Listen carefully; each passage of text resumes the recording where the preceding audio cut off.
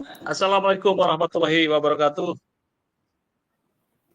Pemirsa pada Suara TV, malam ini kami kedatangan tamu istimewa Kiai Haji Imaduddin Usman sebagai penulis nasab atau pengkaji nasab, dan juga Kiai Ubadillah, Direktur Asupa Institute.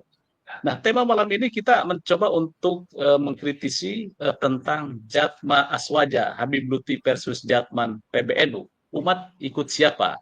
Dan apakah fenomena hadirnya Jatma Aswaja ini di tengah polemik nasab ada jalan terjal, atau seperti apa penetrasi Jatma Habib Lutfi? Apakah masih dinanti oleh umat atau arus bawah NU, atau sebaliknya?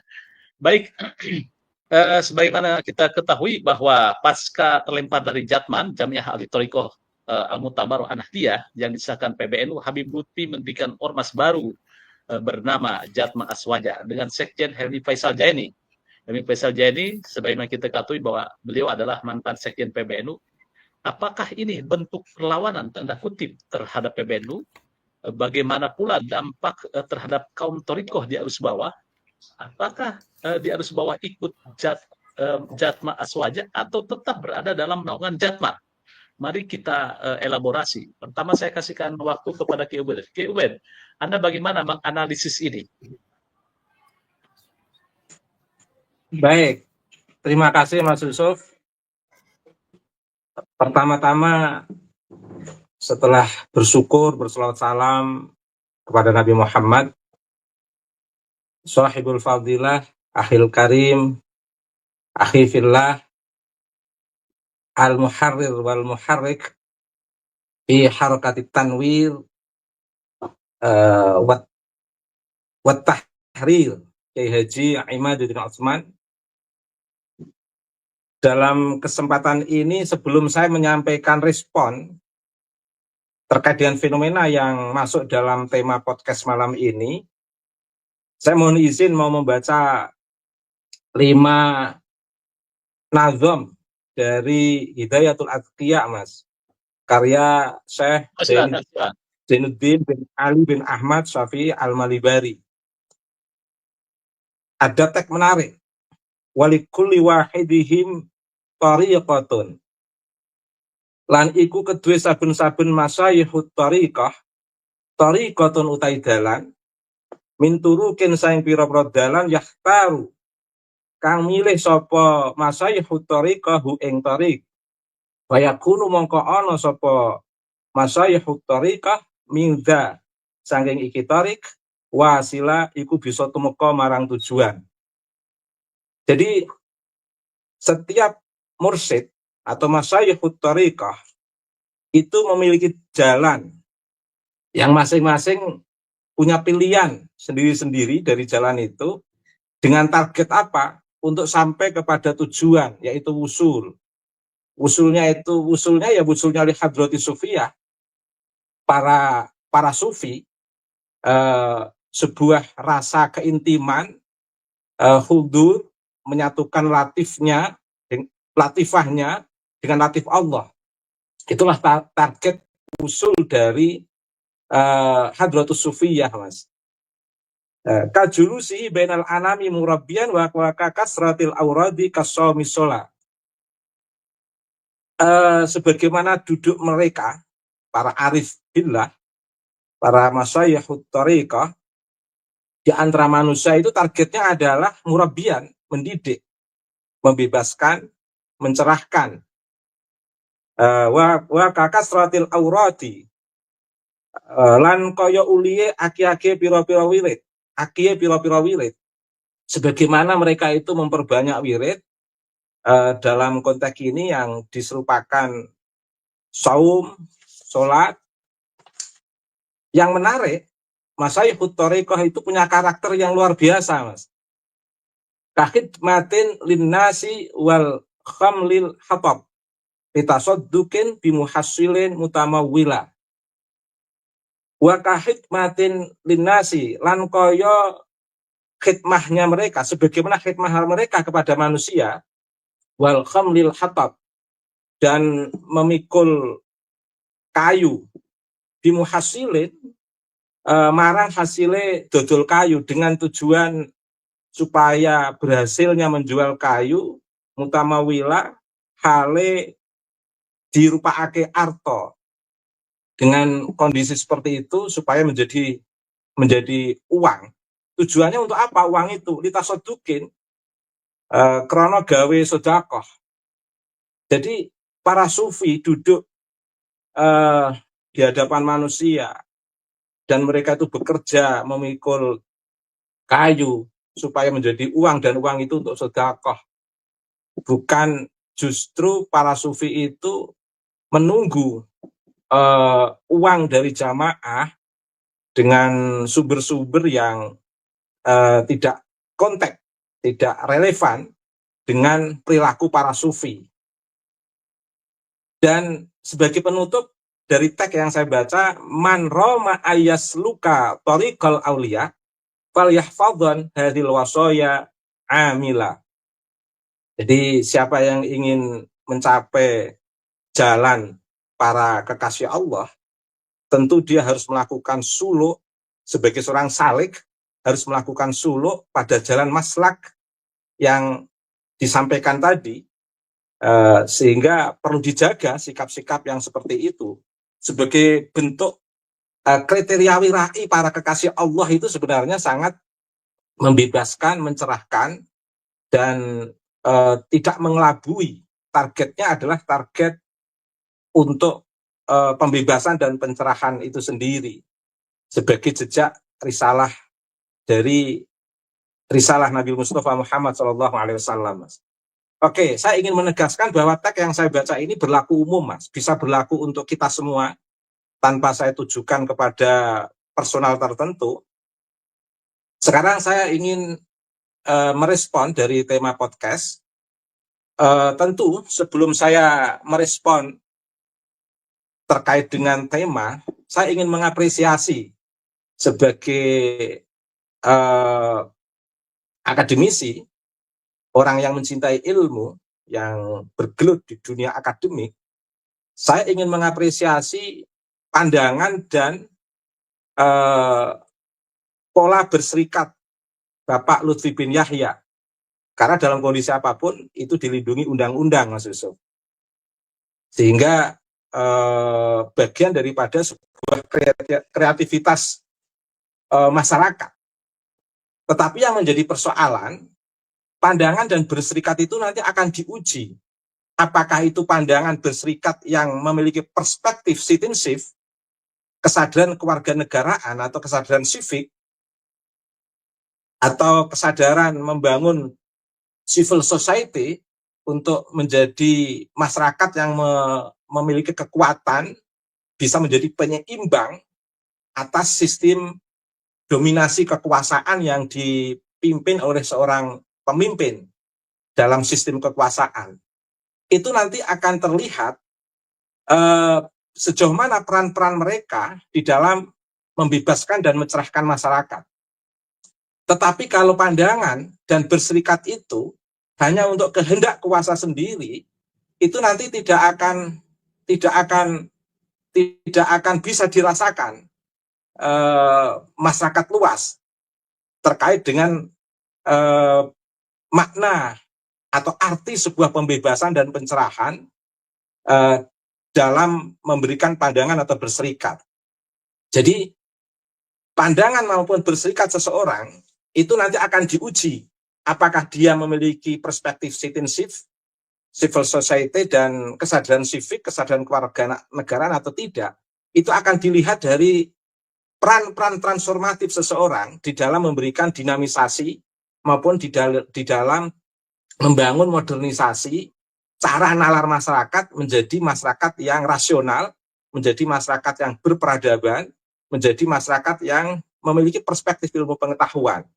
Tapi kalau sebaliknya malah membodohi, mengkerdilkan masyarakat, menghegemoni masyarakat, mengkooptasi masyarakat, tidak memiliki dampak transformatif, ya tentu pandangan dan berserikat itu dengan sendirinya nanti akan mendapatkan pandangan-pandangan yang tidak baik di mata masyarakat.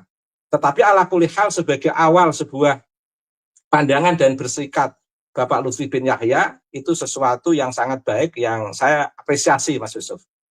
Kemudian bagaimana relasinya dengan fenomena Jatma di tengah laju kencang Jatman yang sudah berlangsung dengan indah, ibarat kapal itu sudah ketemu nahkodanya dengan baik dan berjalan dengan baik dan sudah melakukan koordinasi sampai ke daerah-daerah. Bagaimana fenomena Jatma ini? Tentu ada 3 hal, Mas, yang akan menjadi jalan terjal Bapak Lutfi bin Yahya ketika dia membuat Jatma. Yang pertama, jalan terjal beliau adalah dia harus mengawali gerakan Jatma yang dipimpin oleh Bapak Lutfi bin Yahya itu mengawali sebuah gerakan, Mas. Mengapa saya katakan mengawali? Karena deklarasinya saja saya saksikan, saya tidak menyaksikan pengurus-pengurus Torekoh se-Indonesia di bawah Jatman. Kecenderungan deklarasi yang disampaikan, yang kita saksikan, itu deklarasi dengan nunut pengajian kliwonan sebenarnya, Mas. Sehingga yang nampak orang-orang umum, saya tidak mau mengatakan awam, meskipun maknanya sama, orang-orang umum yang hadir yang memang ingin mendengarkan pengajian. Tidak banyak tokoh-tokoh atau para salik yang turut hadir di situ. Saya tahu persis termasuk yang membaca ikhbar pun itu sebenarnya pernah namanya Adinda Hasan Habibi yang membaca ikhbar dalam deklarasi Jatma itu pernah belajar bahasa Arab, belajar ngaji sama saya, Mas, waktu saya mahasiswa. Dan saya juga sangat senang mengapresiasi itu, meskipun ada perbedaan dalam perspektif memahami gerakan antara Jatma dan Jatman, tetapi sebagai sebuah kreativitas memberikan pandangan dan bersikap itu saya apresiasi dengan baik. Tetapi untuk Habib Lutfi termasuk akan mengalami jalan terjal dalam konteks sosialisasi di tengah masyarakat, Mas. Itu problem tersendiri. Tentu saya berdoa semoga berjalan dengan baik apa yang dicita-citakan oleh Bapak Lutfi bin Yahya, Mas. Kemudian jalan terjal yang kedua yang akan dihadapi oleh Habib Lutfi adalah bagaimana mengembalikan image masyarakat terkait dengan langkah-langkah pembelokan sejarah NU yang sudah tersebar luas dan ada data itu terkait dengan pendirian NU, terkait dengan paling tidak itu bisa dibaca di buku Cahaya Nusantara atau apa itu, yang banyak dalam tanda kutip mengglorifikasi Bapak Lutfi bin Yahya yang secara tidak langsung atau secara langsung membuka mata masyarakat terkait dengan terkait dengan pola-pola glorifikasi yang di sana ada pembelokan sejarah NU yang justru tidak menguatkan sistem glorifikasi tapi justru melemahkan Bapak Lutfi bin Yahya. Dan ini merupakan jalan terjal yang mesti perlu diklarifikasi dan diadaptasikan baru lagi di depan masyarakat untuk meyakinkan publik bahwa Jatma yang dipimpin oleh Bapak Lutfi bin Yahya ini marketing table atau memiliki daya pasar yang luar biasa di lingkungan warga NU atau umat Islam di Indonesia ini. Jalan terjal yang ketiga, biar tidak terlalu lama, saya juga kangen apa yang ingin disampaikan oleh Kiai Imad. Jalan terjal yang ketiga sebagai akhir, termasuk juga pembelokan makam-makam. Ini setidaknya dalam perspektif masyarakat publik, itu sudah membaca arah dari makam-makam yang dibaalwisasikan itu kemana, dan di beberapa sosial media itu sudah tersebar luas. Paling tidak ini juga memerlukan penjelasan atau klarifikasi Bapak Lutfi bin Yahya. Mengapa ini diperlukan? Karena untuk menguatkan peran Bapak Lutfi bin Yahya sebagai ketua Jatma untuk kelangsungan ke depan Jatma di tengah masyarakat. Sebenarnya hanya 3 ini sebenarnya banyak, tetapi saya hanya menyampaikan 3 ini karena untuk efektivitas waktu. Yang jelas ada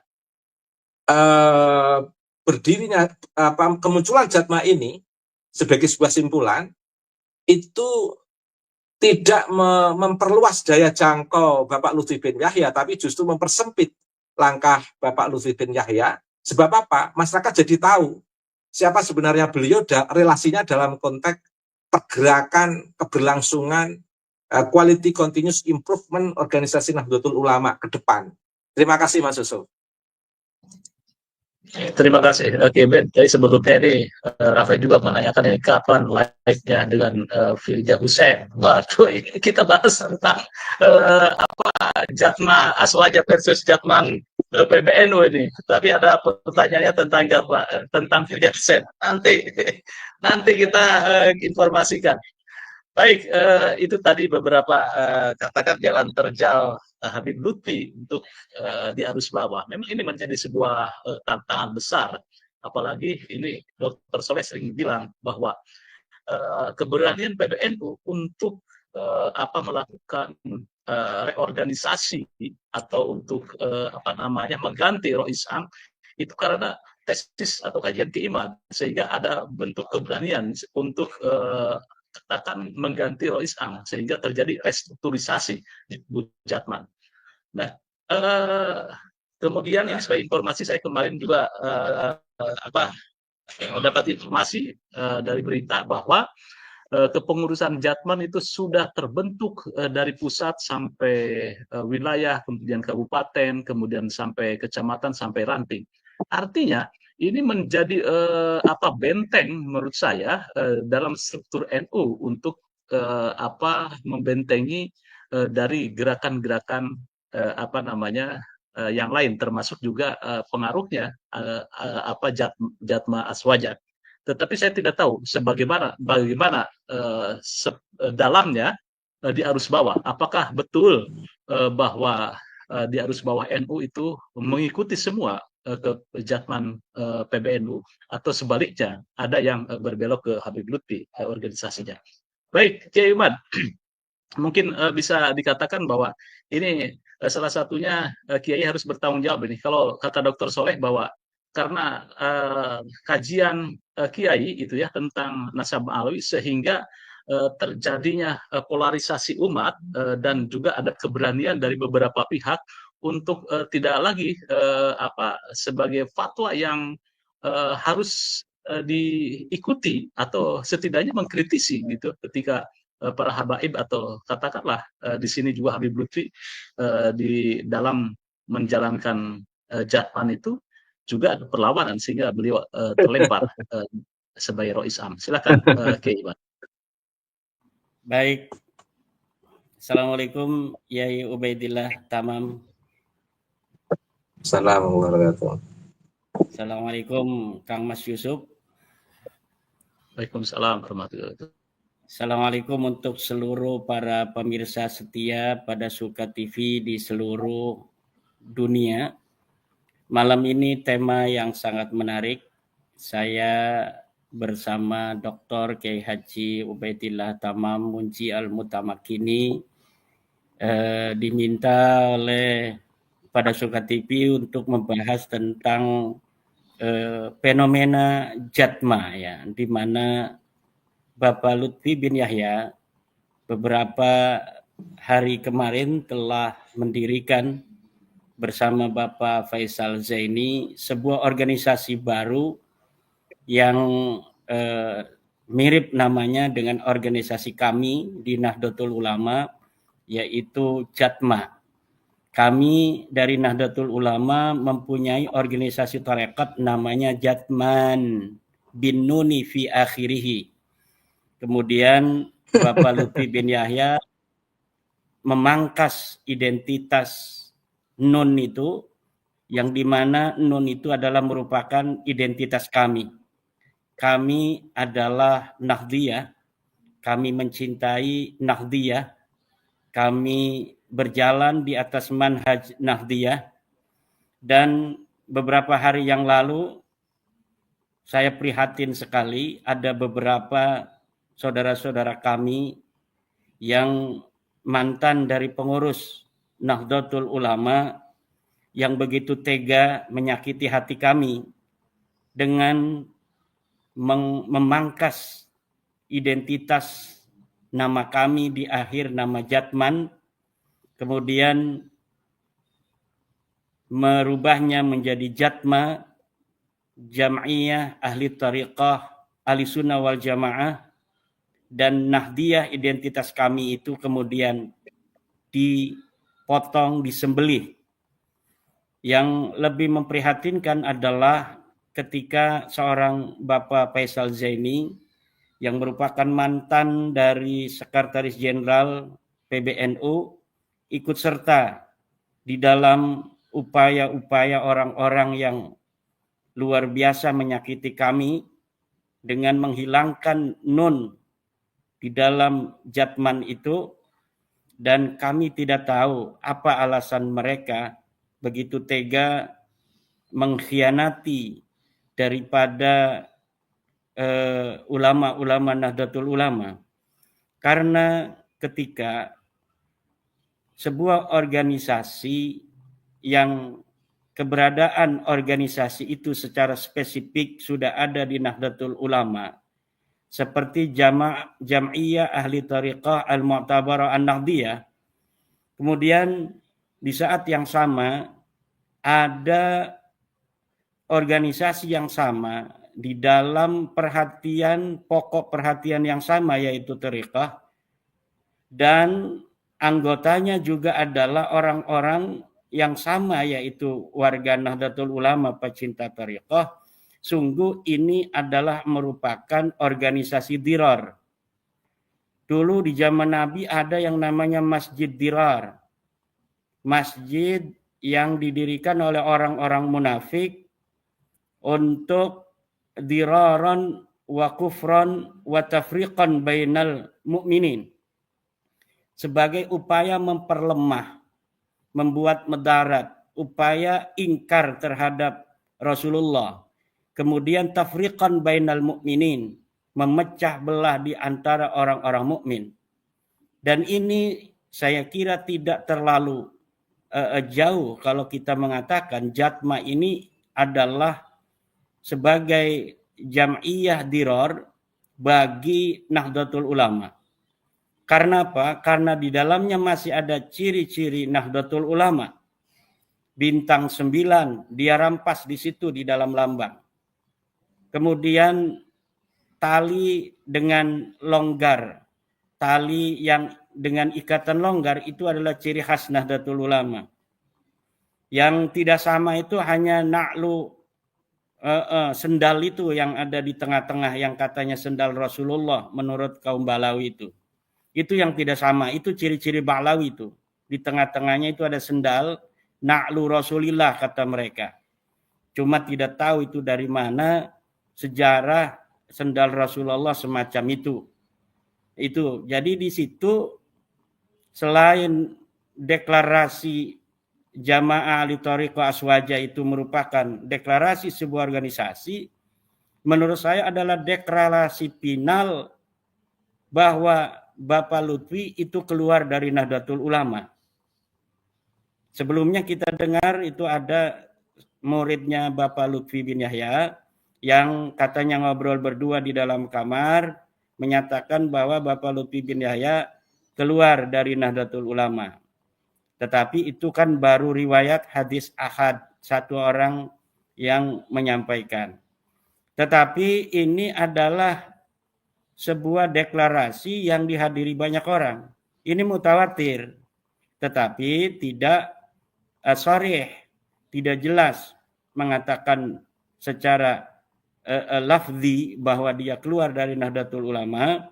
Tetapi ketika mendeklarasikan sebuah organisasi yang sama dengan Banom Nahdlatul Ulama, dengan objek yang sama, yaitu Jam'iyah Ahli Thariqah, dan kemudian namanya juga mirip, Jatman dan Jatma, hanya dia menghilangkan ciri khas Nahdlatul Ulama yaitu An-Nahdiyah, maka saya kira tidak terlalu jauh dan tidak terlalu salah kalau kita mengatakan bahwa ini deklarasi final dari pembangkangan seorang Bapak Lutfi bin Yahya terhadap Nahdlatul Ulama.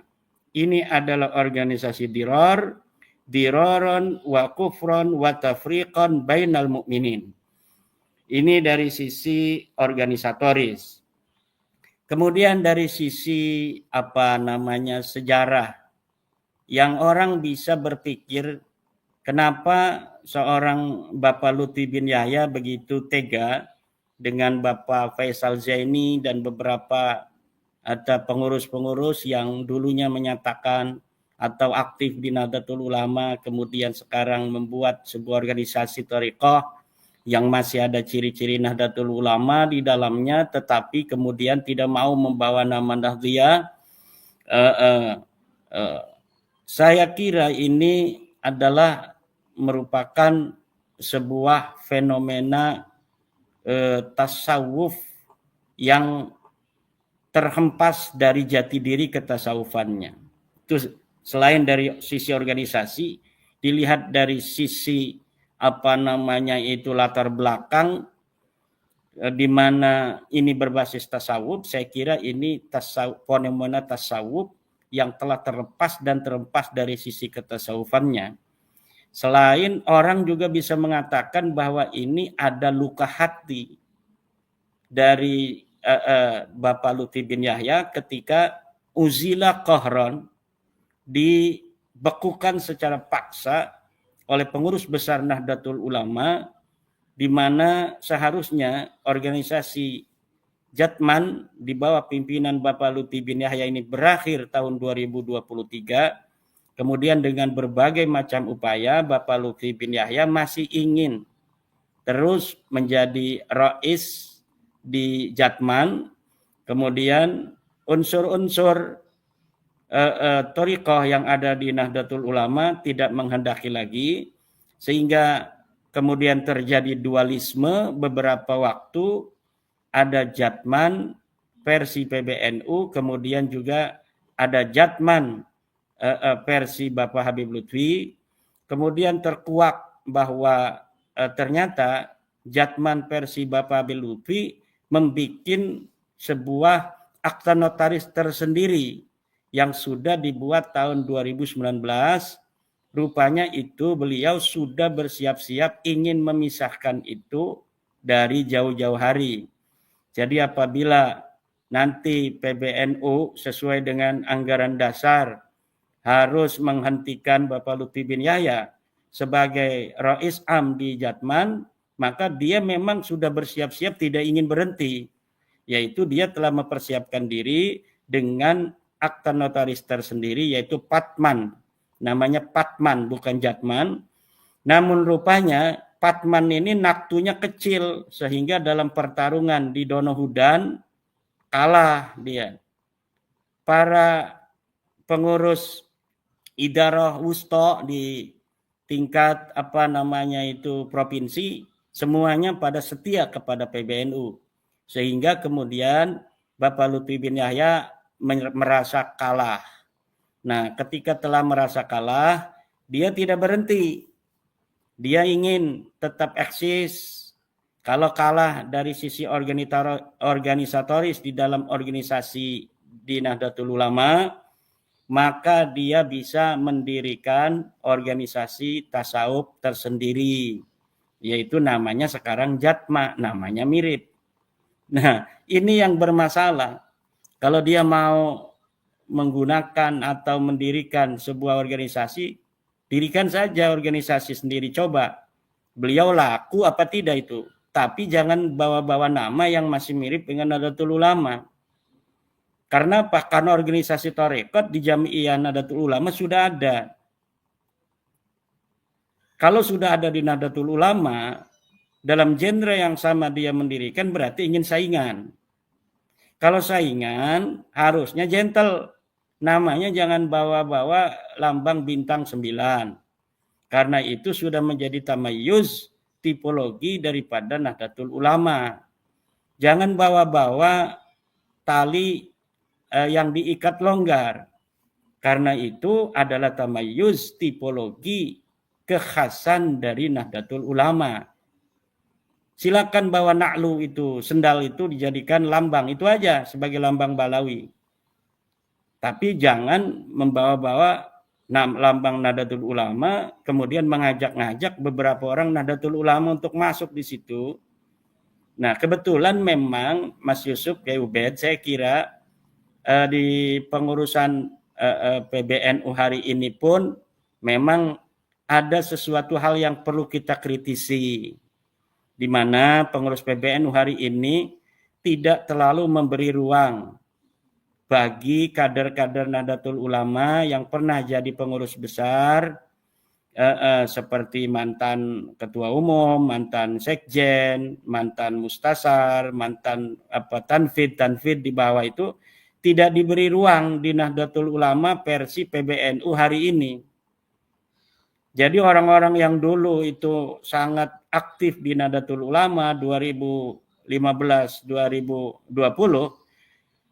ketika dilantiknya Kiai Yahya Khalil Stakuf dan Sekjen Bapak Gus Ipul, itu seakan-akan orang yang dulu begitu dikenal sebagai pengurus Nahdlatul Ulama PBNU di tengah-tengah masyarakat, tiba-tiba hilang dari peredaran begitu saja.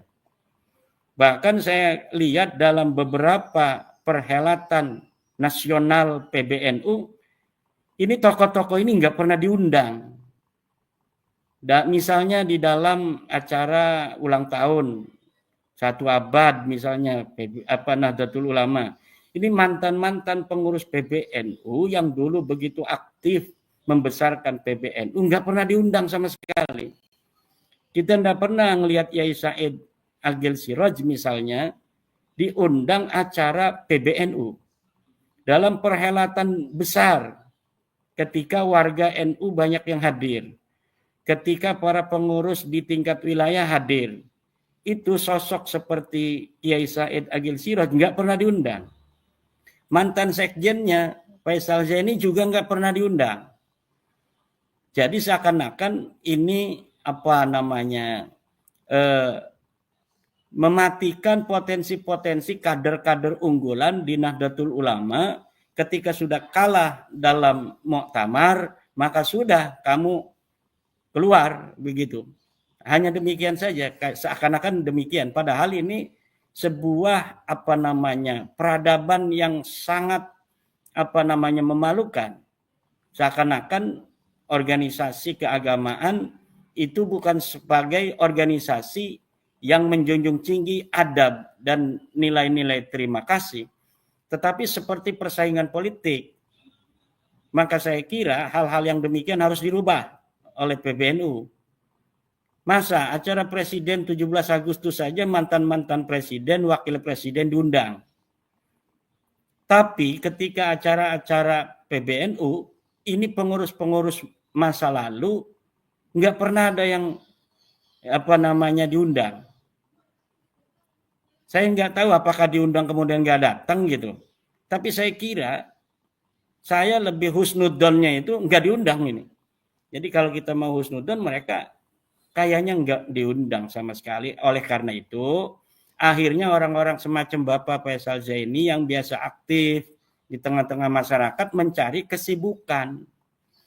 Ketemunya salah, yaitu masuk ke dalam organisasi yang di dalamnya itu sebagai pemecah belah Jam'iyah Thariqah di Nahdlatul Ulama. Saya itu tidak terlalu takut, ragu untuk mengatakan bahwa Jam'iyah Jatma ini pemecah belah kalangan Thariqat di Nahdlatul Ulama. Ini sangat jauh dari ajaran-ajaran tasawuf.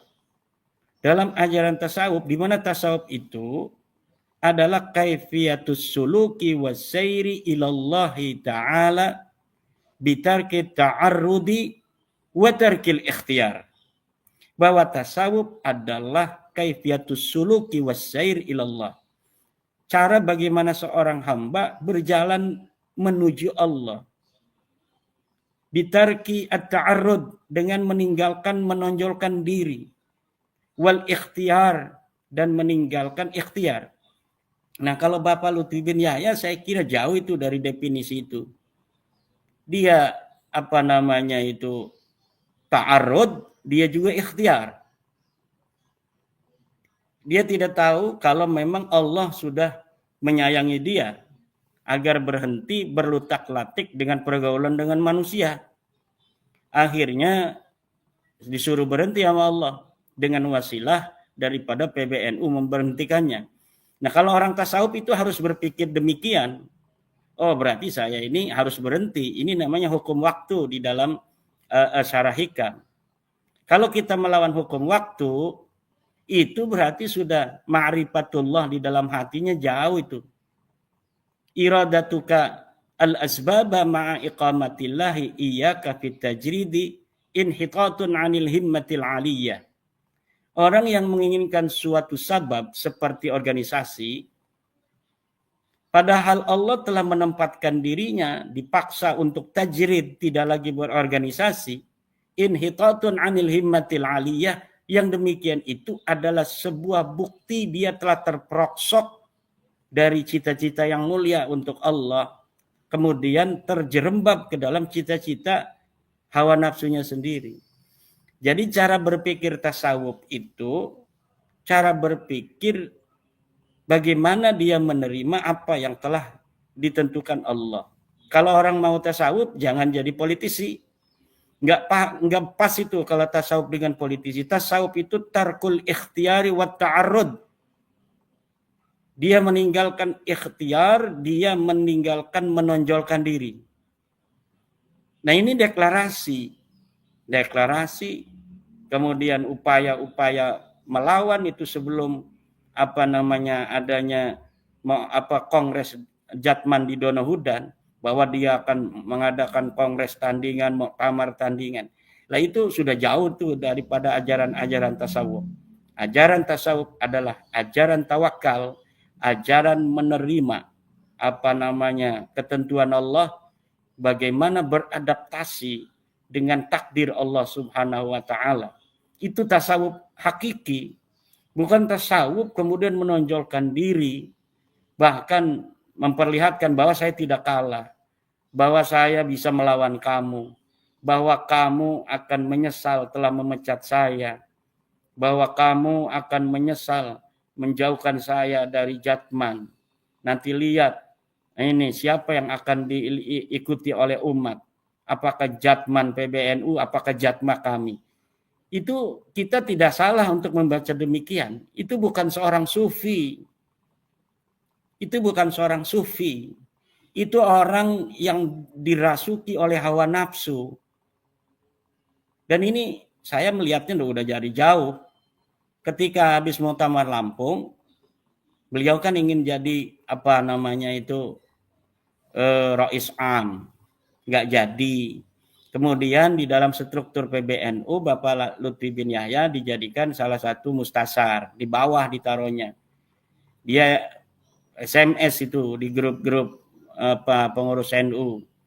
Oleh siapa yang SMS bawa, saya menyatakan mengundurkan diri dan tidak mau untuk diletakkan sebagai mustasar. Dengan alasan ingin fokus di Jatman. Nah, itu dari situ saya sudah melihat bahwa ini bukan seorang sufi.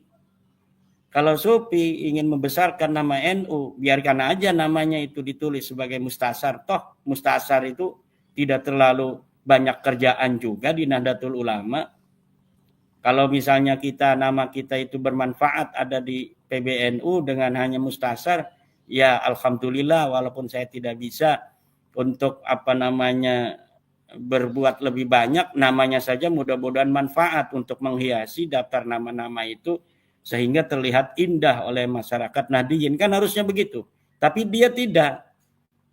Malah saya pernah membacanya WA-nya itu yang dibagikan di grup-grup kami bahwa dia menyatakan mengundurkan diri dari struktur itu tahun 2021 hasil muktamar Lampung itu.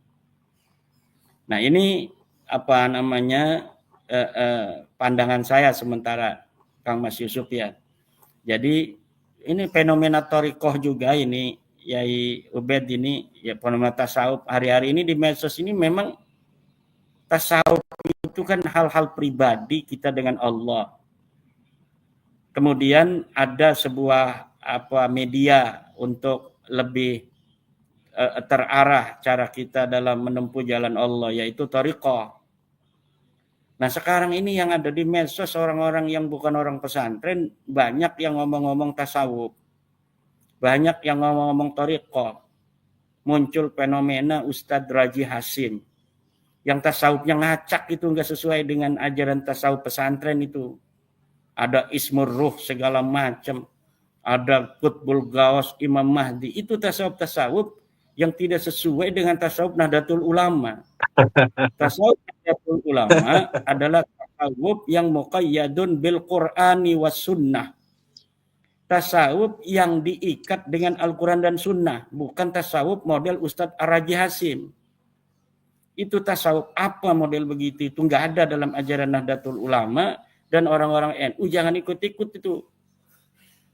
Tasawuf model begitu nanti sesat itu. Oke. Memahami Nur Muhammad, kami di pondok pesantren sejak dulu ngaji kitab Daqaiqul Akhbar tentang Nur Muhammad itu sudah dipelajari sejak ibtida, tetapi tidak didefinisikan begitu rupa seperti Ustadz Ar-Raji Hasim memahami Nur Muhammad.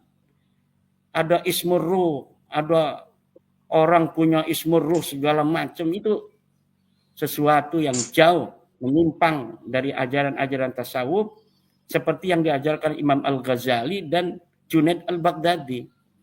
Maka Syekh Hasim Asy'ari itu sangat selektif di dalam masalah thariqah, di dalam masalah tasawuf.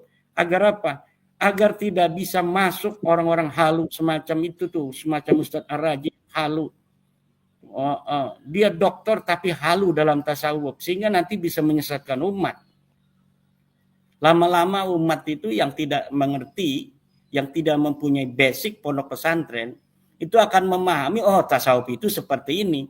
Padahal tasawuf itu kalau di pondok itu yang orang suka sholat jamaah, orang yang suka qabliyah ba'diyah, orang yang baca Quran banyak, orang yang hatinya tertata, orang yang mengedepankan zuhud, wara, adab dan lain sebagainya.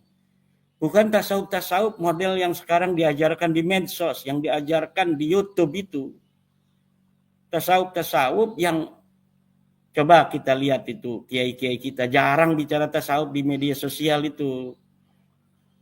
Di pesantren saja Abu Yadim Yati itu orang yang kurang tasawuf seperti apa. Beliau puasa setiap hari seumur hidup. Anaknya juga Buya Muhtadi puasa seumur hidup. Tidak pernah tinggal sholat jamaah.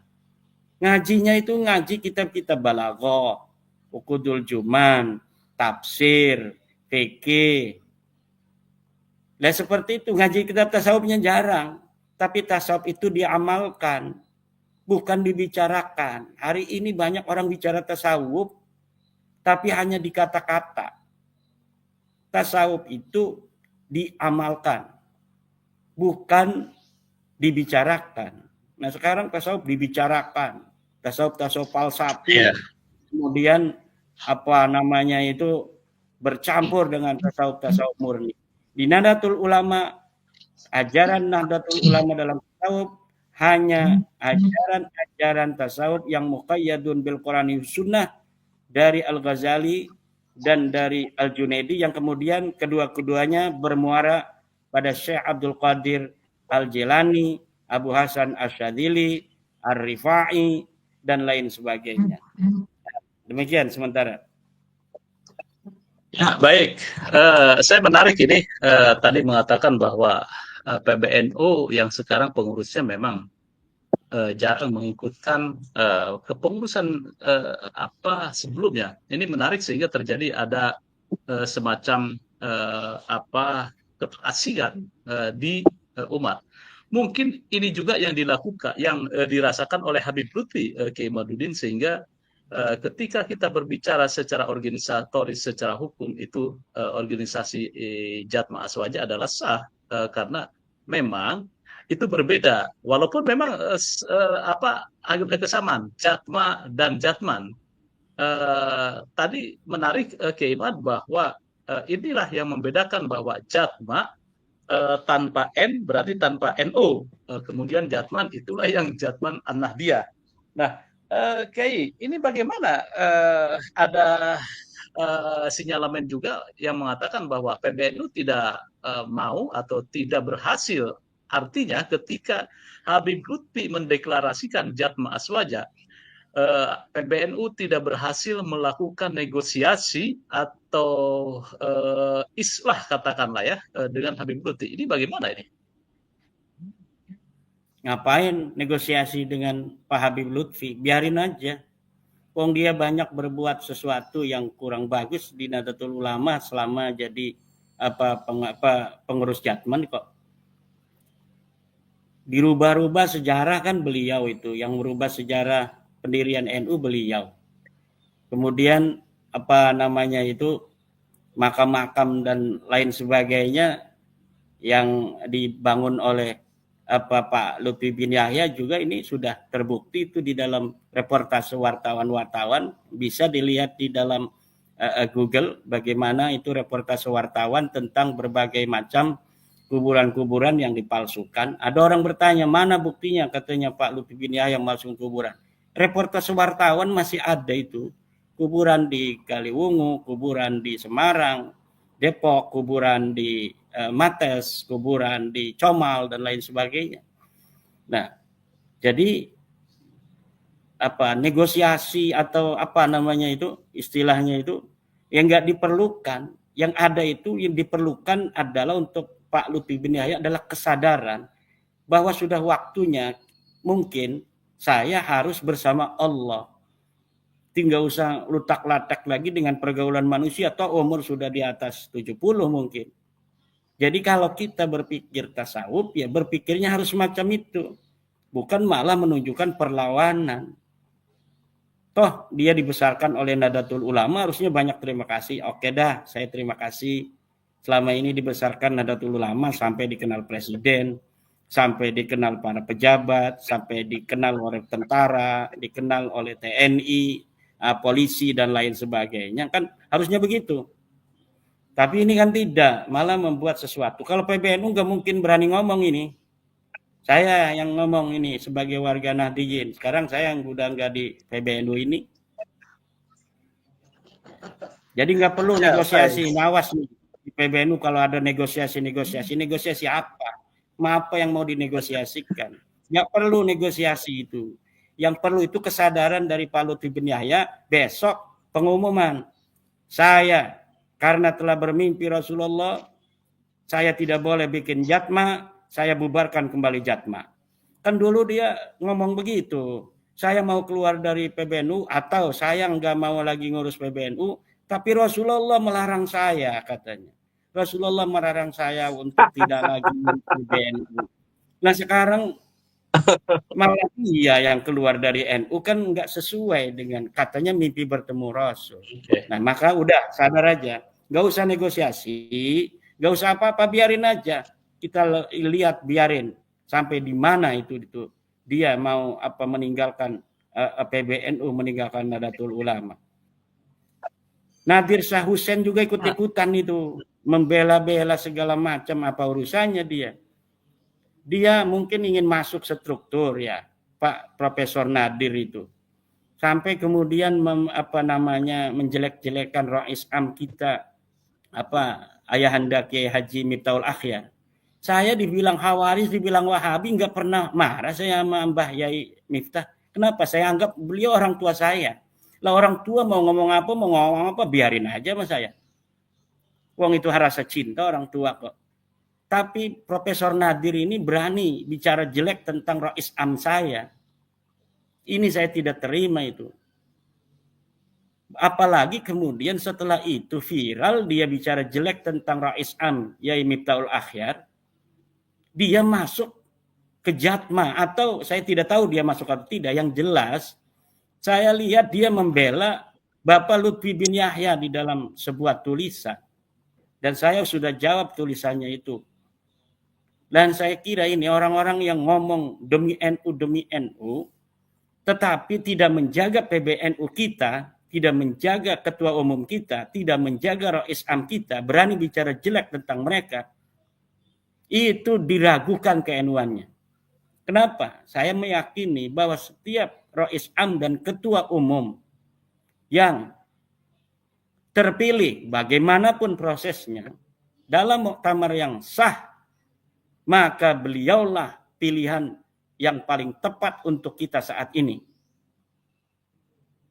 Saya tidak peduli dengan beliau misalnya marah pada saya, tidak setuju dengan penelitian nasab seperti ayahanda Kiai Mitol, enggak jadi masalah, orang itu masing-masing dalam masalah suatu pendapat. Tetapi di dalam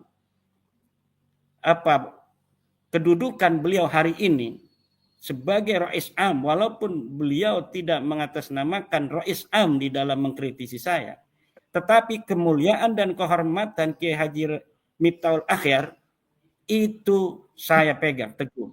Kenapa? Karena beliau ditakdirkan Allah jadi pemimpin saya. Kiai Yahya Khalil Stakuf ditakdirkan Allah jadi ketua umum saya. Dan saya akan selalu menjaga itu. Itu hasil muktamar. Kalau kita nggak setuju secara organisasi, kita bisa bertarung nanti di muktamar yang berikutnya. Jangan ketua NU kita, Rais Am kita, ketika beliau menjabat, kemudian kita delegitimasi.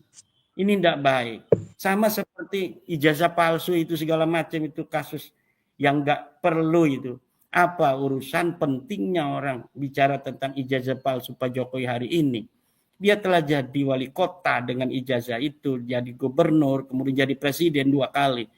Toh kenapa sesudah beliau itu lengser, tidak lagi jadi presiden, dipermasalahkan ijazahnya? Nggak ada manfaatnya. Itu nggak ada manfaatnya karena Pak Jokowi sudah tidak punya kuasa lagi.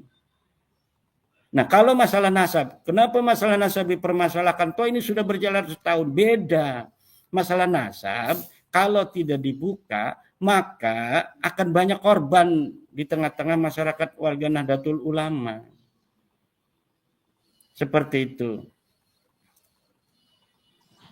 Ya, penjelasan Kiai Iman cukup sangat komprehensif memotret bagaimana beda antara Jatma Aswaja dan Jatma. Jadi ini menandaskan juga bahwa Jatma Aswaja memang dideklarasikan sebagai ormas tersendiri yang tidak terafiliasi dengan struktur PBNI atau NU. Walaupun di dalamnya memang ada mantan sekjen PBNU yaitu Helmi Faisal Jaini sebagai sekjen Jatma.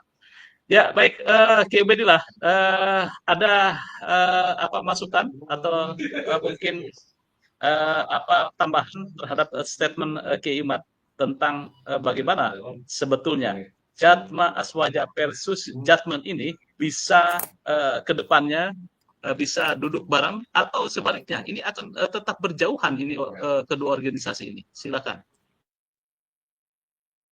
Saya tidak ada tambahan, Mas. Semua yang disampaikan Kiai Imad saya kira sudah jami' mani' dan saya kira sudah sangat clear and distinct ideas, istilah bahasa Inggrisnya itu, Mas.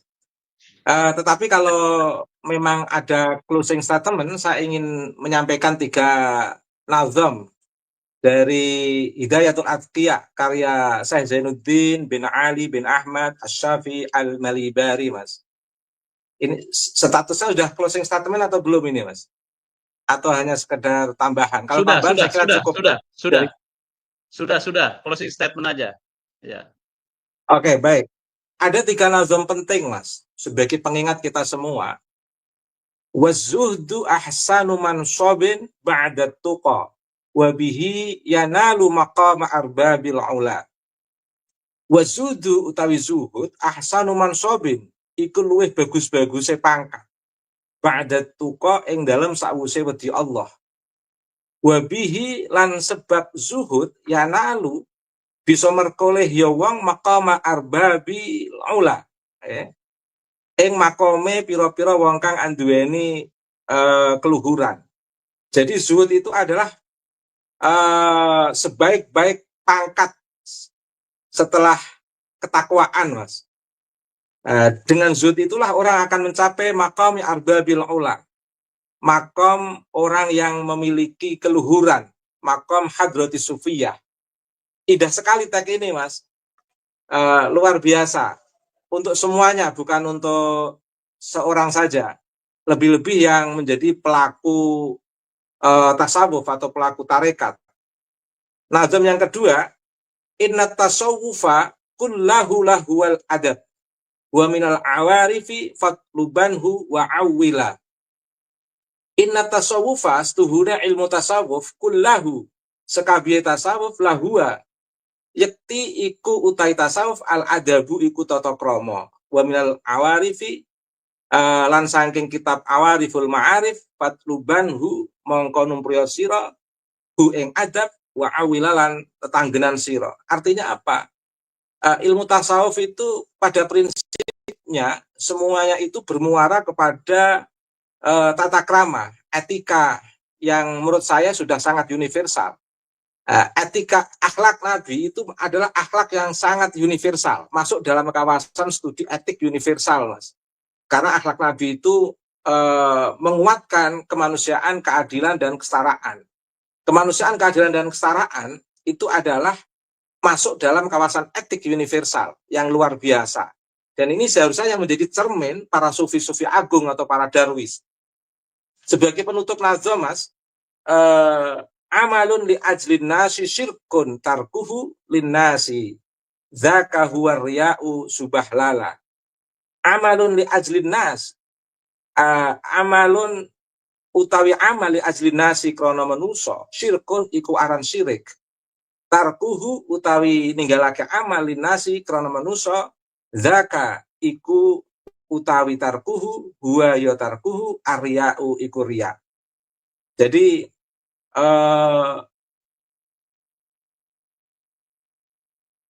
perbuatan yang karena manusia itu memiliki nilai kesirikan, Mas.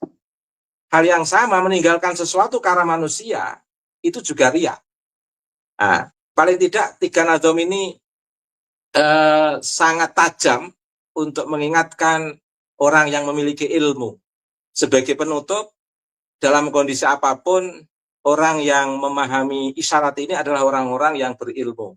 Jadi saya jadi teringat sebuah pepatah Arab, al-alim yakfi bil isyarah, al-jahil la yakfi bil isyarah illa bil hijarah.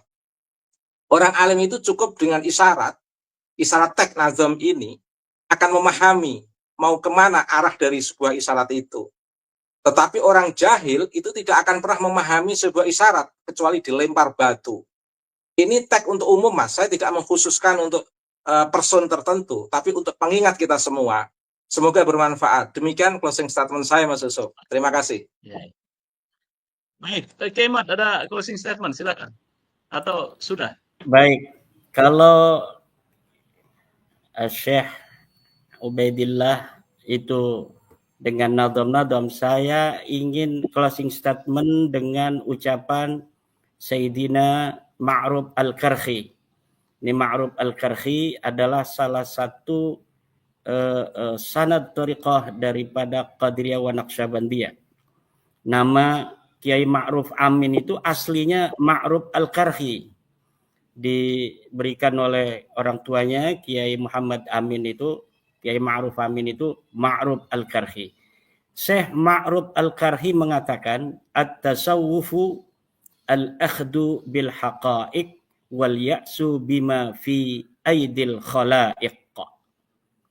At-tasawwufu utawi tasawuf al-akhdu iku ngalap bil haqa'iqi ing sakehe hakikat wal ya'su lan iku putus asa bima fi aidil khalaiqi kelawan barang kang tetep ia barang ing dalam sakehe tangane sakehe makhluk.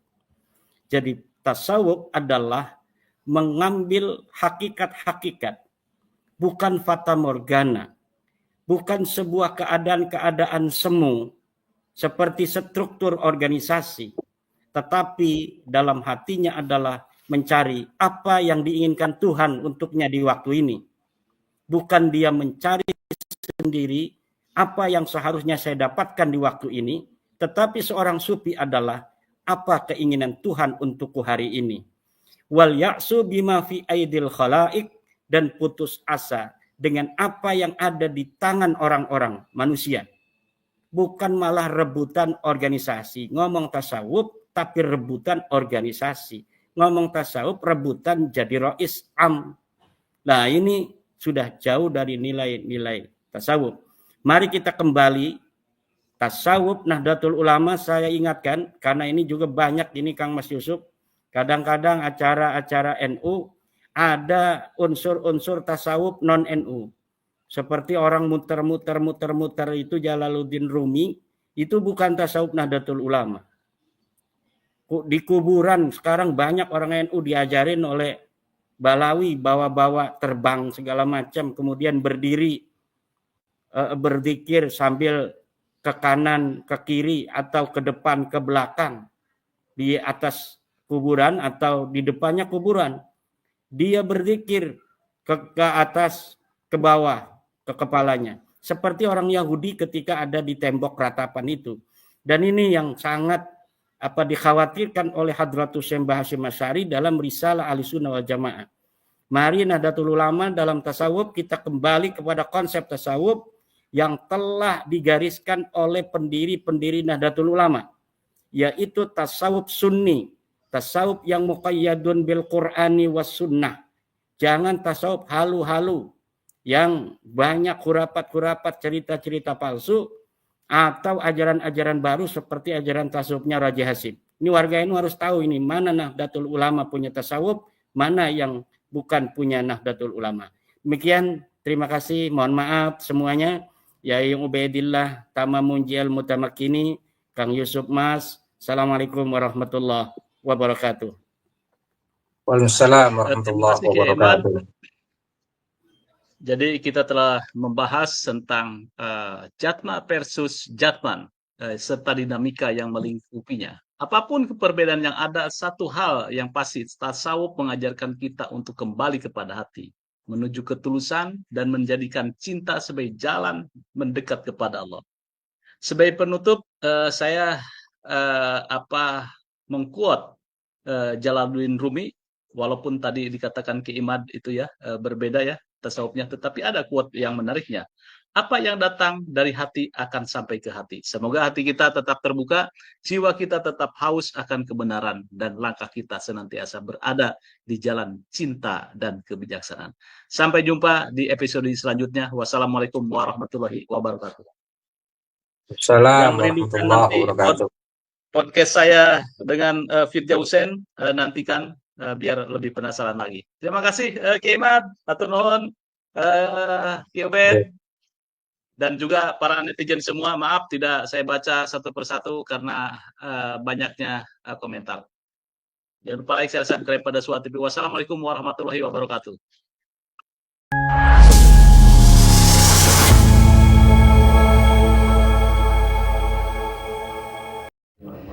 Itulah tadi tanggapan dari Kiai Haji Madudin Usman Al-Bantani serta Kiai Ubaidillah tentang berdirinya Jatma Asbawaja yang didirikan oleh Lutfi bin Yahya. Tadi kita sudah dengar bersama, semoga saja video kali ini bisa mencerahkan kita dan juga bisa membedakan mana yang hak dan yang batil. Bagaimana menurut pendapat teman-teman semua? Silakan lanjut di kolom komentar. Terima kasih selalu support Arman Al-Fatih.